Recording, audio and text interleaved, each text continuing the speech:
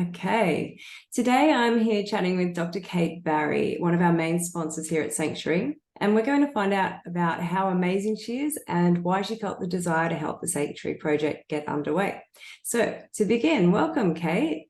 Thanks for joining. Hi, thank you. Thanks for having me. That's okay. I'm excited to get to know you a bit better. So let's dive right into it. Sure. Now, you have an impressive long list of career achievements. You've undergone a PhD and doctorate in biology and a Bachelor of Science. I understand you also teach science at Macquarie University. You're a functional nutrition counselor and lifestyle practitioner, certified health and life coach. It sounds like you have a lot of knowledge and skills under your belt. Can you let us know what it was that actually led you to be doing the work that you do at your holistic health and nutrition practice?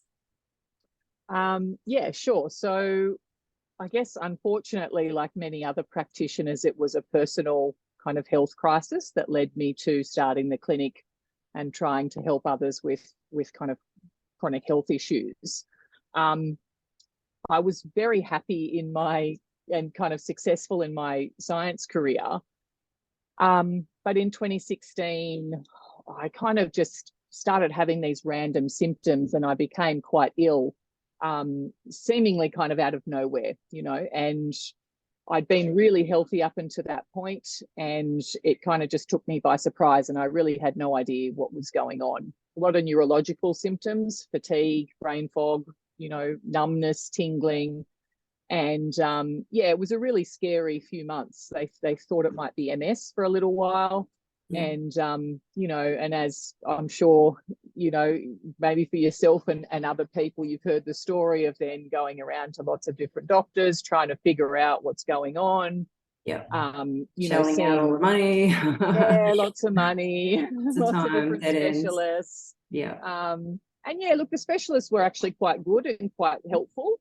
Which is different to what I've heard a lot of other people talk about. They couldn't tell me what the problem was, obviously, but they were very helpful. They were trying, whereas the GPs, it was a bit of a different story. It was kind of hard work to get them to believe me. And so, yeah, it was a stressful couple of years trying to figure out what was going on.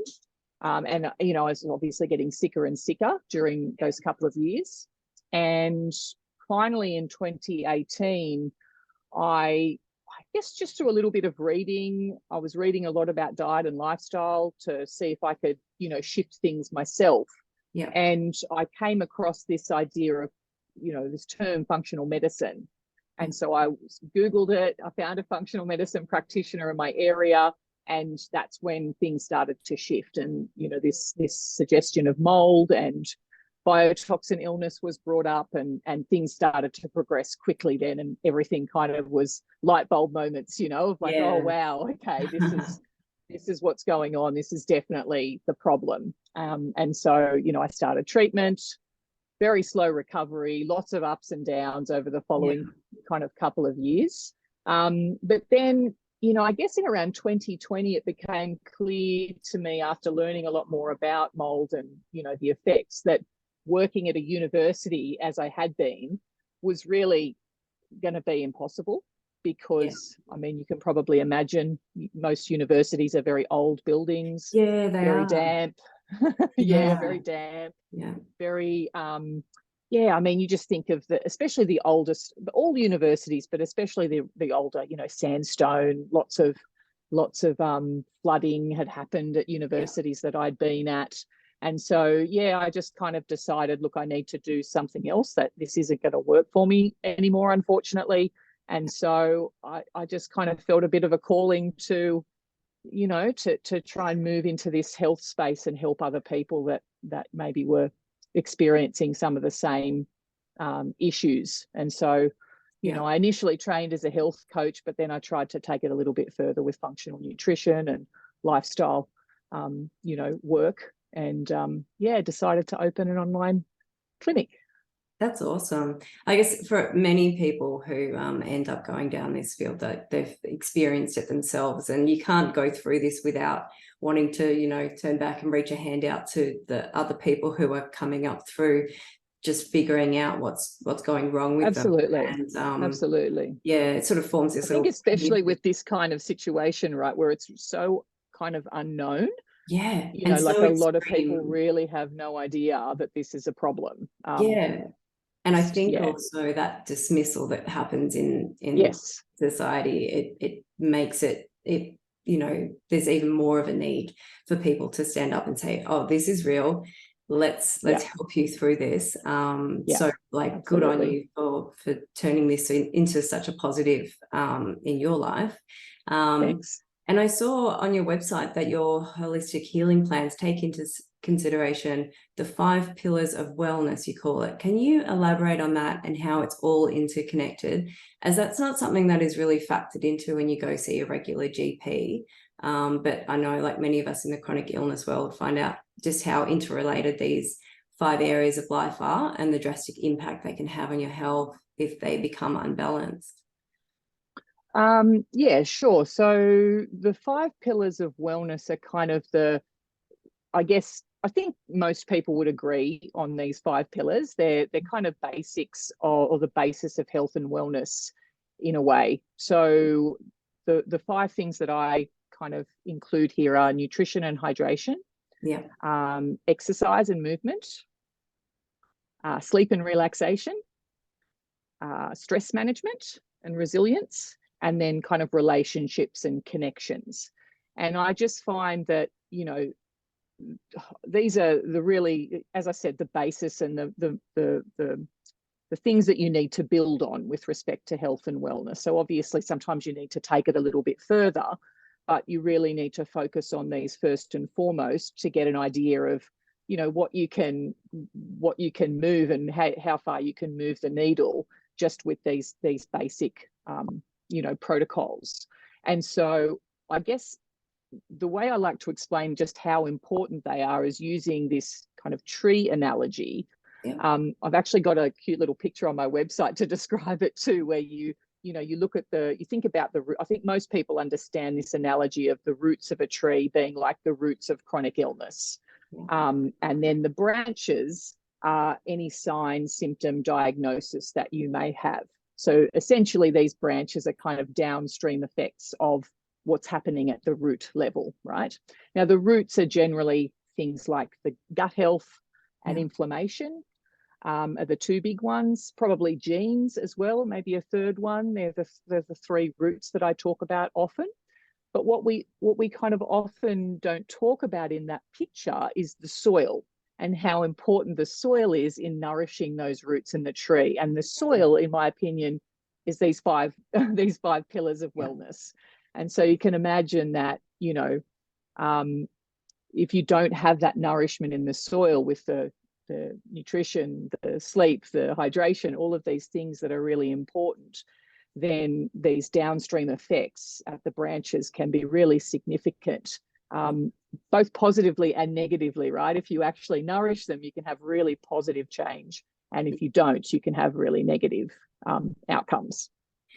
That I really love that analogy as a green thumb. That's lovely. Well, it makes a lot of sense, right? I think because Really I think a lot of people realize how important soil is for plant growth and tree growth. And so, yeah, I think it's a really good way to explain it. Yeah, love it.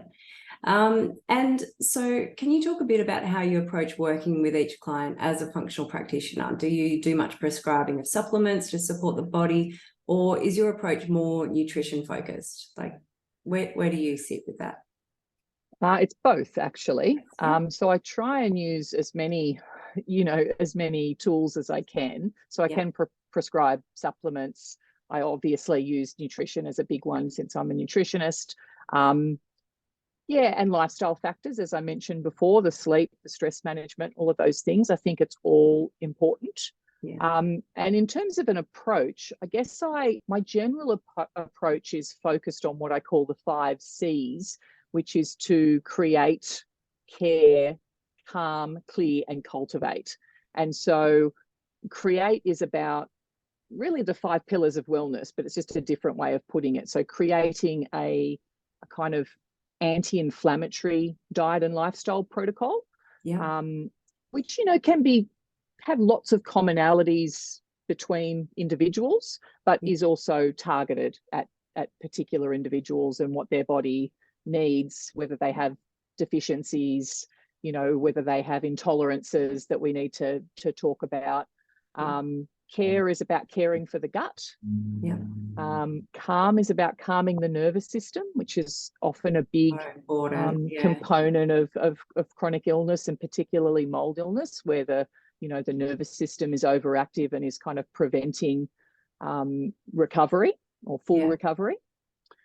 Clear is about clearing toxins, which is obviously a big piece in mold illness. And cultivate is about cultivating body awareness, which I think, again, is really important for particularly in mold illness, and recognizing the signs without being obsessive, I guess. It's a fine line, yeah. It is a fine line, it is. But yeah, I think even without the mold piece, just being aware of what your body's telling you. And, I know myself, when I suffered from chronic fatigue, it was very important that I listened to the signs of, whether I'd, where the line was, where I really had to stop. Otherwise, I would suffer significantly in the following few days. So, yeah, the cultivate part is really an overarching theme. It's not like the fifth step, if that makes sense. I'm trying to teach that the whole way through. Yeah. But yeah, I really think that the length of time that we spend on each really depends on the client and their symptoms and their root causes.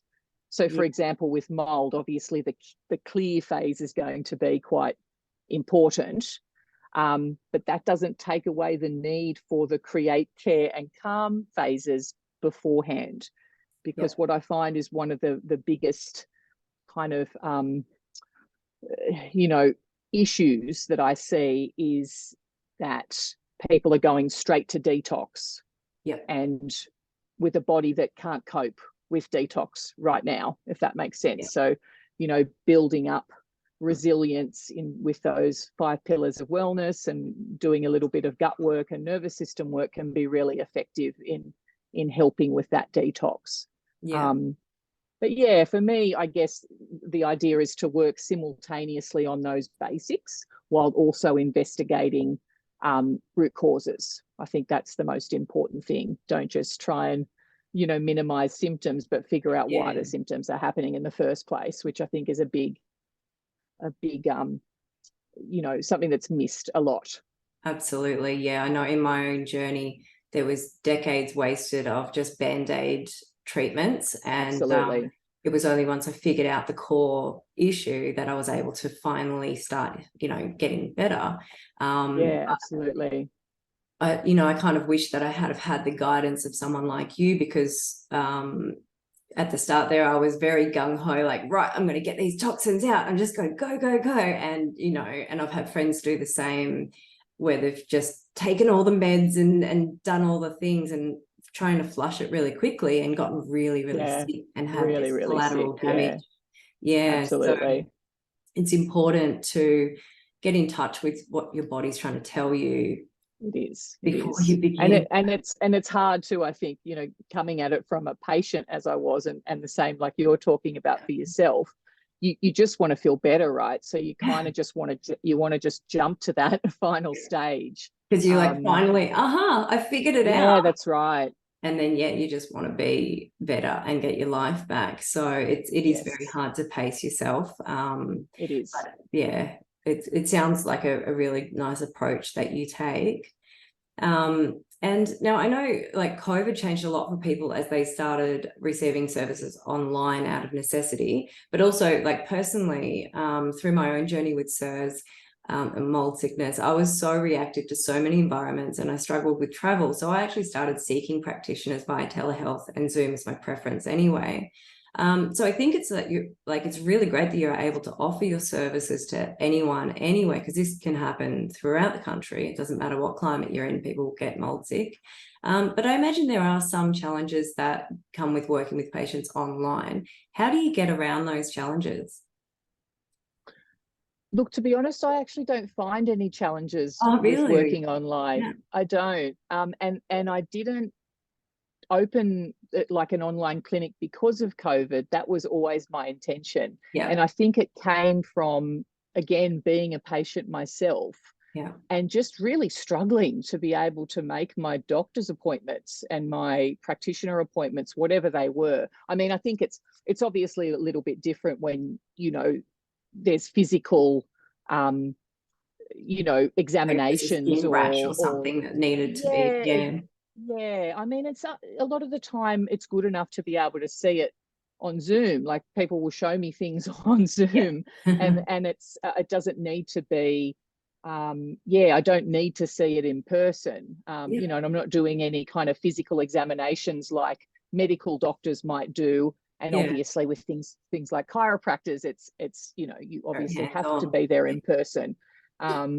But yeah, for me, it just makes everything a lot easier in terms of not having to travel, you know, energy issues. It's much easier. And you mentioned the environmental issues too.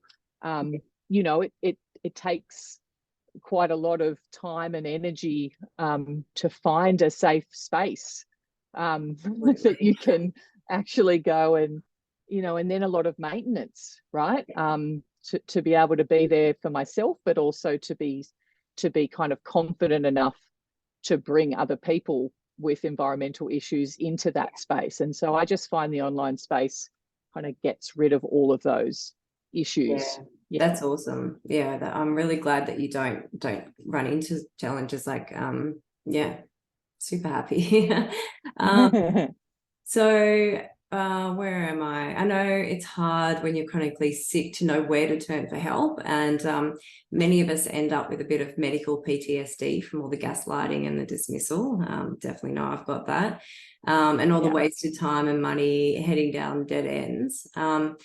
So having a practitioner like yourself who has experienced the journey of CIRS and you know, all the cascade of symptoms that come along with it, and the immune dysfunction, and have actually healed, or, you know, I guess to what degree do you say you've healed, but you know, you've Sure. come out the other side, I would say healed. So it's going to make people feel confident in seeking out your services, but it can still be quite expensive going down the functional health route with none of the Medicare rebates. Can you talk about your success rate with clients, just so that anyone considering this investment in their health can know how likely it is that this investment will pay off when so many others haven't? Yeah, sure. So I'll talk about it in two different ways. So Yeah. talking about in terms of clients with chronic illness that isn't driven by mold or as the main kind of issue. So a lot of people come to me with autoimmune conditions or gut issues. So I'd say I'd have close to 100% success rate there. The reason I say close to is because there are a couple of clients that, you know, just, I guess, feel like many of the changes are just too much for them and their lifestyle. Yeah. And they find it really difficult to make dietary changes, especially when, you know, you're cooking for other people in the household, Yeah. that kind of thing. And so obviously in that situation, you know, people aren't going to see the improvements that other people will when they do stick to these kind of anti-inflammatory type style protocols. Yeah. I've had many clients with autoimmune conditions go into remission. You know, had many clients with migraines that don't have migraines anymore. Yeah. Chronic, I guess, degenerative neurological conditions. I've had lots of clients where, you know, symptoms have either stabilized or even improved slightly. So yeah, lots of really good outcomes from that perspective. Yeah. In terms of mold related illness, which is obviously often a more complicated beast, Yes. and can take a lot longer. You know, I've had dozens of clients that have completed kind of 6 or 12-month programs with me. Yeah. And I would say all of them have had improvements. Many have had significant improvements, and it really depends how far down the recovery, you know, track they are, or because, you know, some of those clients are only just getting started. Some people have more significant results or, you know, reduction of symptoms simply from, you know, dealing with those 5 pillars of wellness, like I said, and a little bit of gut work. Some people have significant results based on the nervous system work. So it really depends on the person. But I can say that I would say everybody that I've worked with has had some sort of improvement, and it just really depends, you know, how long you've been at it, because it is, you know, it is a marathon, not a sprint. And like so it can be quite a slow process, you know. And such a complex one. I mean, if you don't find the right safe environment, then that's right. You know, you're constantly taking on more toxins, and so you can be doing all the right things. That's right. But and I really do try and make that part of, you know, like I don't ever say no to people that really need help, but, you know, trying to get that across before I even take them on as a client is really important, right? Like you're going to be kind of wasting money if you're trying to you know, treat this without moving or remediating. So you really need to figure that part out. So I do try and support people in that first, or at least simultaneously with working on the 5 pillars. Because I guess there's still things you can be doing to help yourself if absolutely you're in a toxic environment, but it's sort of like driving a car with the brake on. Like you're not gonna really get very far, and you're gonna cause a bit of damage at the same time. That's right. Absolutely. All right. Well, I mean, that sounds super positive to me. And I mean, just in getting to know you, it's sounding like I wish I had your care from the start. I might take it on now. But now coming back to why we're actually interviewing you today and how we've come in contact with each other. So you've been a major sponsor for Sanctuary. What was it about the Sanctuary project that made you feel the desire to sponsor us and help us get it up and running? Look, I think it's a really great idea. My partner also suffers from CIRS, and we've had many conversations over the years about, you know, having some kind of space. I guess we were talking about it in terms of a physical space, but an online space like yours is obviously much easier. And I just think it's a great way of, you know, getting information to people while also facilitating this space where people can connect, because it's such an overwhelming.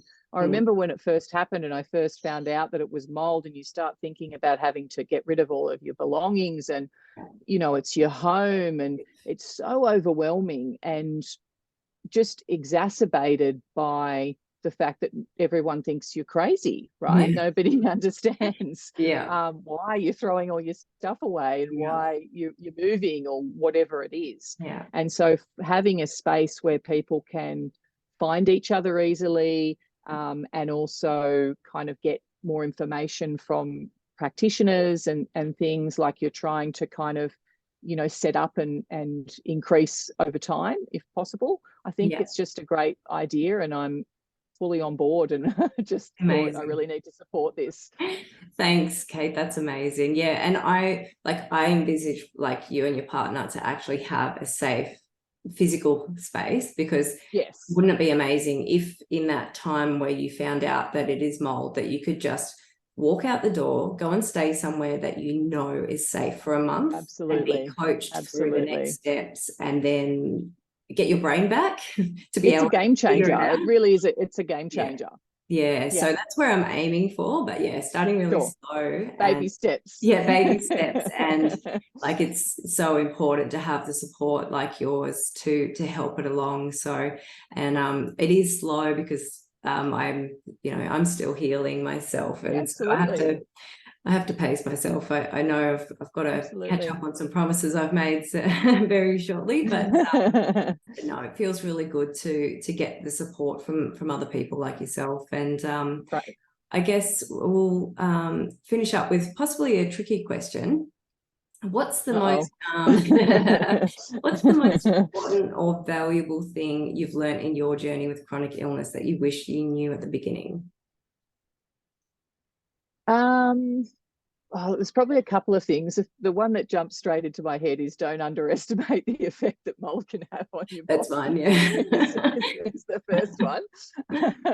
But more generally, I guess, I think I mentioned it before, like it's a marathon, irrespective of what the chronic illness is, and, you know, trying to kind of recover or go into remission, whatever kind of term you want to use, depending on the condition. It's definitely a marathon, not a sprint. Recovery doesn't happen in a straight line, I think, is another good one, because you kind of just assume at the start that you're just gonna, if you do get better, that it's just gonna be, you know, linear, right? And it's definitely not. Roller coaster. Absolutely. And in saying that about the you know, it not being a straight line, I think another thing that I've learned is that you really need to be kind and patient with yourself. Yeah. I think at the start it can be really easy to kind of, you know, get really frustrated and not ask for help and kind of get stuck in that, you know, in the bad stuff, in the negative stuff, and think that it's never going to get better. So I've learned to just be on those days that you're not doing well, and not kind of, you know, think too much about it, because otherwise it can be easy to kind of go down the rabbit hole, and then just focus on on the good days and the overall progression, I guess, rather than what's happening on any one day. Yeah, amazing. I mean, those are like true to my heart too. Those are the things that I would pass on. So awesome. Yeah. Well, thanks so much for chatting with me today, Kate, and No problem. thanks again for your generous support of Sanctuary. It's like so appreciated, and it's been lovely to get to know you. No problem. My pleasure. Yeah, thanks so much. Okay, well, I'll end the recording. I've got a couple more minutes. Where do I